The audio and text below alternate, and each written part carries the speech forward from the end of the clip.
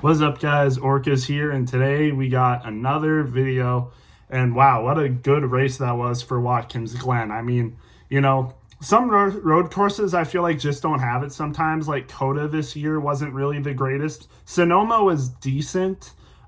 Chicago, I mean, could have been better. Trying to think of what other road course races we had. Well, I won't get into that, but I just feel like most road course races don't stand out like Watkins Glen, and man, Watkins Glen really does deliver, especially because of that last lap. I mean, what a finish. I mean, Shane Van Gisbergen, arguably the best road course racer we have in NASCAR, has the lead, and right at the last one of the last chances Buscher has to get the win, he gets it. It just a mistake by Shane Van Gisbergen, overdid the S's, and Chris Buscher was able to get to the back bumper of him, able to get him out of the way, and gets the win right on the last lap. And yeah, that was just a great finish. And not even just the final lap is what made the race. I think the racing was great from the start. Honestly, like Chastain, I mean, won the pole, was looking like the favorite to win the race, led the most laps. Shane Van Gisbergen was always right behind him. You had people like Chase Briscoe, Michael McDowell, Alex Bowman, Martin Truex. Like, I mean, a lot of, notorious road racers up front, and some, people you wouldn't normally expect, like Spire. Spire had a great day today. We'll get to them later, but I mean, Spire, all three drivers finish in the top 10 at Watkins Glen. Just a great day for Spire. Also a pretty decent day for SHR. I mean, and especially Chase Briscoe. We'll get to him later, but he had a clutch performance today, and he definitely needed it. Honestly, good day for Chase Briscoe. Almost a good day for Martin Truex Jr. But unfortunately, one of the biggest stories is that on one of the final laps, Martin Truex Jr., got into an accident, and you can tell Truex is just done with it. Like, it'd be nice to see him make it out of this round, but I wouldn't expect him to. But he does have Watkins Glen, or not Watkins Glen. He just had Watkins Glen, which he's normally pretty good at, and he was good at today. But unfortunately, just those last lap, it seems like every time we get into these situations, Martin Truex just gets very unlucky and ended up finishing 20th, but still, he's going to be some amount of points down. And Bristol, he's going to almost have to win Bristol in order to advance. So there's a chance he makes it just off of racing. Like, he doesn't need to win. He's not too far back, but, he almost basically needs to win. Definitely needs like a consistent top 5 speed day for sure. So we'll just have to wait and see, though. But it's a little unfortunate because some of the people I had getting eliminated are a lot of points up. So, I mean, people like Truex, Hamlin, Keselowski, they're going to need to have really good days, and for their opponents to not have good days if they want to make it into the round of 12 on this final race at Bristol, because those three racers I just talked about, Keselowski, Hamlin, and Truex, all did not have great days. Truex did win a stage, which kind of helped him a little bit. He gained some points, but honestly not enough, and not as much as he could have, because during these parts of the race, he was points to the good, but because of that finish, he's now negative once again. So, yeah, but other than that, the actual racing, I think it was really good. Stage one was pretty clean for the most part. There was an early caution. Hamlin spun around. I mean, just unfortunate for Hamlin. Hamlin is under threat of being eliminated in the round of 16, and we'll get to that, but just not a good start. A lot of people got caught up in that wreck. Kyle Busch was one of them. A lot of people think Corey LaJoie started it. I'm not entirely sure, but he was involved. But he actually had the finish to show for himself. So, yeah, not bad for him. I mean, he ends up finishing top 10. Like I said, all three Spire cars finished top 10. So, I mean, he at least had the finish to show for it, unlike some other people. Blaney also was taken out of the race, and Blaney was not very happy about that. He thinks they should have been able to look at their car and fix it and stuff, but apparently there's some rule that prohibits it if he's like towed off the track or something. I'm not sure how that worked, but yeah, just not a good look for NASCAR, honestly. I don't know why they did that, and Blaney was rightfully upset. He's still probably almost, I'd say, locked into the round of 12. I mean, he'd have to have a major collapse in Bristol and then everyone else run amazing for him to not be in the round of 12. So I think he's still fine, but we'll just have to wait and see. Bristol is going to be fun, I'll just say that. But yeah, and then we had some other wrecks. A notable one was, I think it was William Byron on top of Brad Keselowski's car, just got sent into the outside barrier. His car was literally flying, it looked like, and ends up right on top of Brad Keselowski. That took them out. Larson was a controversial figure this race because I feel like he was involved with a lot of the wrecks too and was driving really aggressively. And Martin Truex, after the race, took note of that. He kind of took shots at Kyle Larson, where he's like, he called apparently best cars in the world, but all they do is run through everyone. And he was just done. I mean, it really seems like Truex really is done. I mean, this is his retirement year. He'll race part-time and occasionally, but this is last full-time year. He will not be racing near as many races. But yeah, it's sad to see for Truex. I mean, he's been so unlucky, and you hate to go out this way because, I mean, if Truex even had just an average year, he'd be like round of 8 contender for sure. But I feel like he's just been so unlucky. Like almost none of the situations he's been put in is his fault, to be honest. He's been a little bit like Kyle Busch this year, but I feel like even more of the stuff that Truex has been involved in wasn't really his fault. So it's sad to see for him, but hopefully he can actually have a decent Bristol race. If he can finish at Bristol in the top 10, I would be fine with that. Even if he's eliminated and he finishes Bristol in the top 10, I would not be mad at that way of him going out. I just want to see him finish well. But, it's just sad. But again, like I said, the racing was really good. I really like this race a lot. One of the better road courses this year, right up with Sonoma, in my opinion. Sonoma and Watkins Glen have been really good. And honestly, I wouldn't mind seeing Watkins Glen in the playoffs more. I mean, this was a good playoff race, and it really shook things up, like I said. Yeah. And again, the battle between Chris Buescher, Shane Van Gisbergen was amazing. I like to see the strategy play out. You had people pitting at certain laps.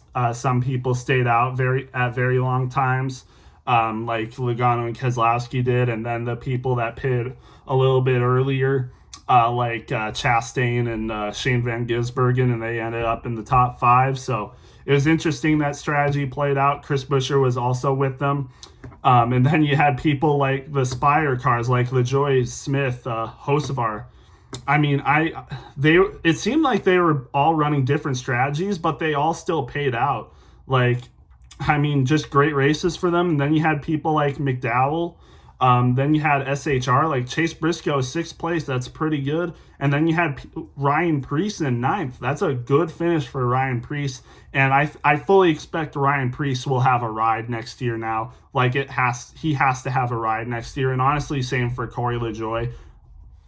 I think both these drivers deserve a ride next year. I know LaJoy has gotten a lot of hate recently, but I think he has proven himself. I mean, he's got 2 top 10s now in these last few races. He got a top 10 at Darlington, and now he has a top 10 in a road course. Like, what more can you ask of LaJoy running Inspire equipment? So, good race for him.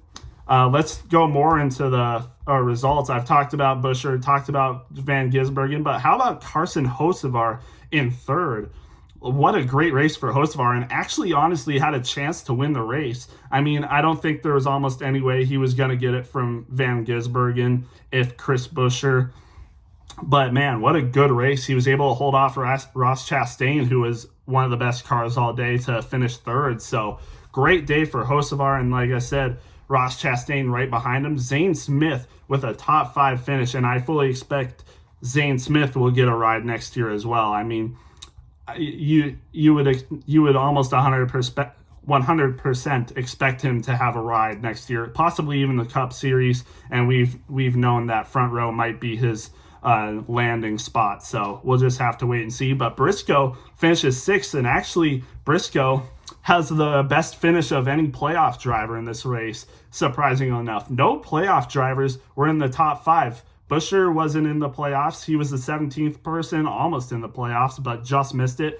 Van Gisbergen has been running part-time this year. Carson Hocevar, a borderline top 20 car, but just missed the playoffs. And Ross Chastain also just missed the playoffs. I'm pretty sure he was the 19th person out. So, 19th place. And he got a top 4. And then Zane Smith, one of the worst cars this year, but he's really picked it up recently, and he gets a top 5. So literally the top 5 weren't any playoff drivers. And then Briscoe was the highest finishing playoff driver in 6th. So crazy stuff there. And then we go to McDowell, who finishes 7th. Great race for him, by the way. Ran top 10 all day. Corey LaJoie, who had an amazing race in the final stage, just held on to a solid spot. And then again, Ryan Preece with a 9th place finish. And then you have to go to number 10, where you get the next playoff driver, and that's Austin Cindric. And now it's basically set that Austin Cindric is in the next round. I don't know if there's any way that he doesn't make the next round. So I'd have to look into that, but I'm pretty sure. I think mathematically you need like 56 points to be locked into the next round, and nobody has 56 points. But let's be real, there's a few drivers that are basically guaranteed for the next round. Austin Cindric, the next best finishing playoff driver, gets 10th. And then Noah Gragson, another SHR Ford, gets an 11th place, and he actually qualified in the top 10, and he finishes right around there. So consistently good day for Noah Gragson. And then we get to more playoff drivers.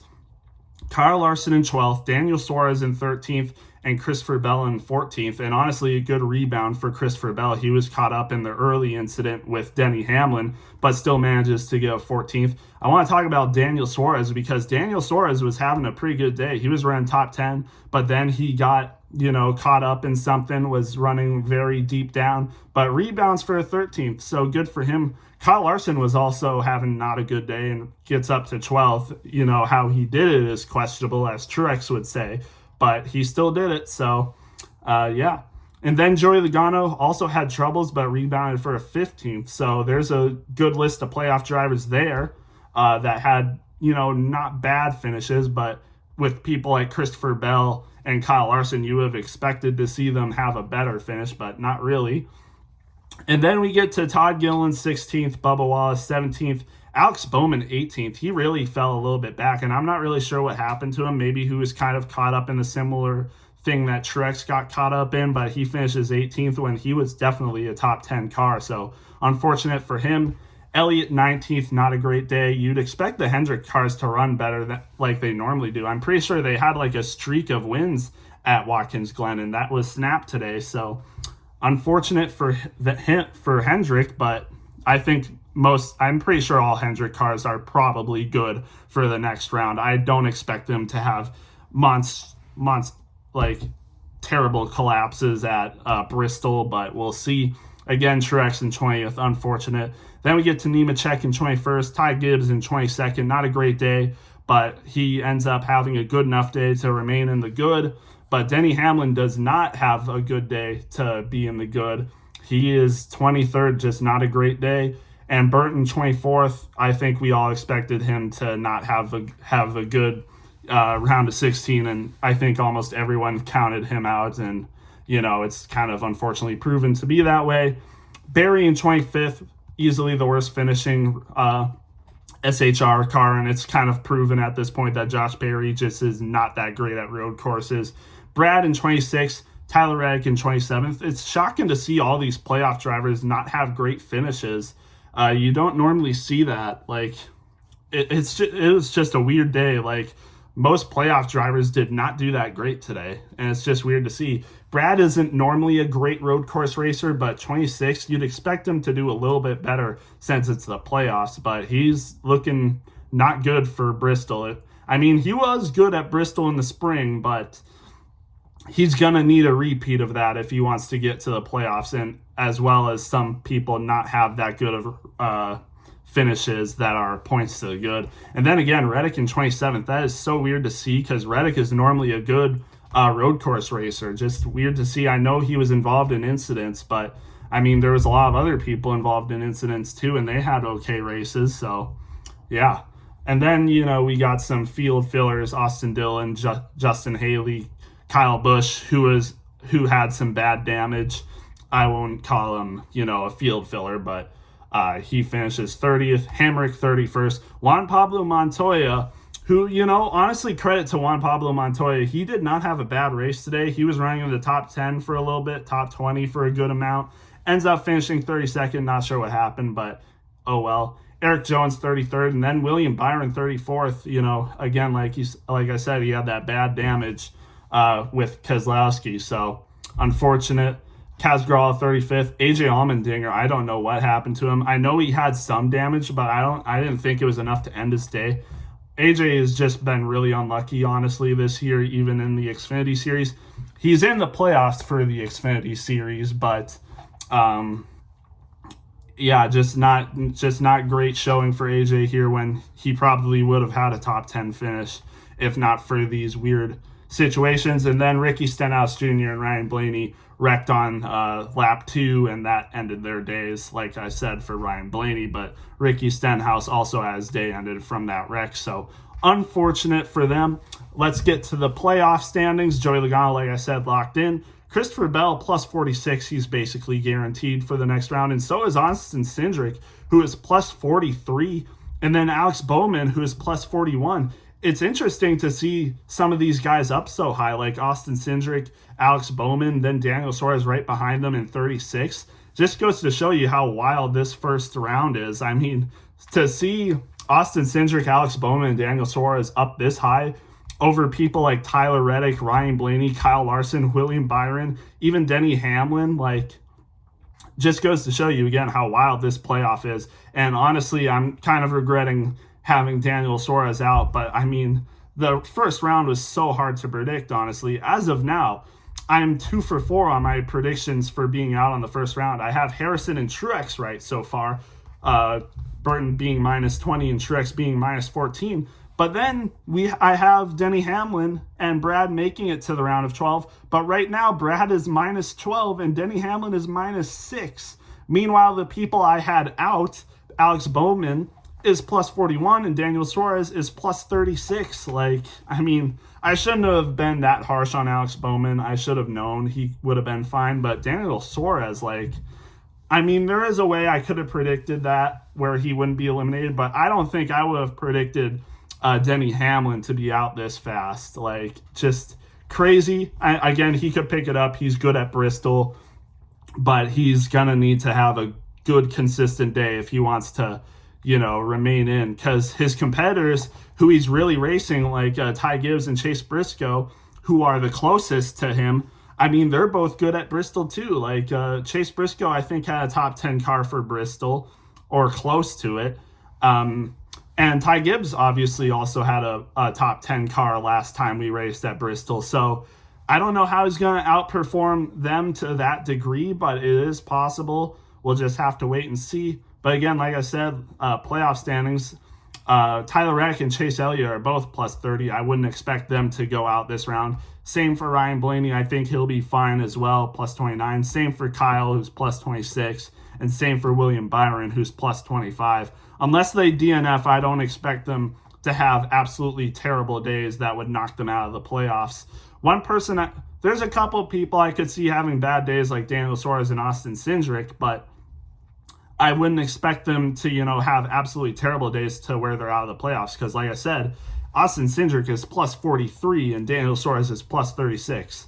They'd have to honestly be unlucky, very unlucky, to miss the playoffs at that point. And then, like I said, Chase Briscoe and Ty Gibbs They have the 11th and 12th spots right now, but again, they're both only +6 ahead of the next person, which is Denny Hamlin, who is -6. And then you also got people like Brad and Truex, who are -12 and -14th, and they're good. They're both good at Bristol. Like I said, Brad had a great day at Bristol last time. Truex did as well. He was a top, I think he finished second last time at Bristol. So, and Denny Hamlin won that race. So we'll just have to wait and see. It's going to be a great Bristol race. I think it's going to be very tense, and we'll just have to wait to see who comes out on top. But again, like I said, this was a great Watkins Glen race. I wouldn't mind if they kept on having this race in the playoffs. I know they aren't next year. We already have the schedule for next year. Watkins Glen isn't in the playoffs, but honestly, I wouldn't be mad if they kept bringing Watkins Glen into the playoffs, because that was a great race. Honestly, you could kick out the Charlotte Roval for it and just put the Charlotte Roval in the regular season, because I think this race is a good road course race for the playoffs. But I don't know. I'm kind of new to the sport, so maybe that's a terrible take for hardcore longtime NASCAR fans. I'm not sure, but again, just a great race. I love the strategy plays, the cautions, kind of played out the strategies, made it interesting. And yeah, just a lot of, interesting moments, like Denny Hamlin not having a great day. And Truex, he had a good day, but, just found himself in the mess at the end, had some drama between him and Kyle Larson. And also I did see post-race that McDowell and Zane Smith were having a little talk. It wasn't anything too bad. Like they weren't getting snappy at each other, like harsh with each other. I just saw that they were having a conversation at the end of the race. Probably just, some minor incident that they had. I mean, they both finished fine, like Zane Smith 5th and McDowell 7th. So maybe it was something at the end that McDowell didn't like or something. I'm not sure what it was, but, I think all's fine there. But yeah, just a great Watkins Glen race. I'm very excited for Bristol. Let me know what you guys thought about this race, and yeah, we'll see you for the next one.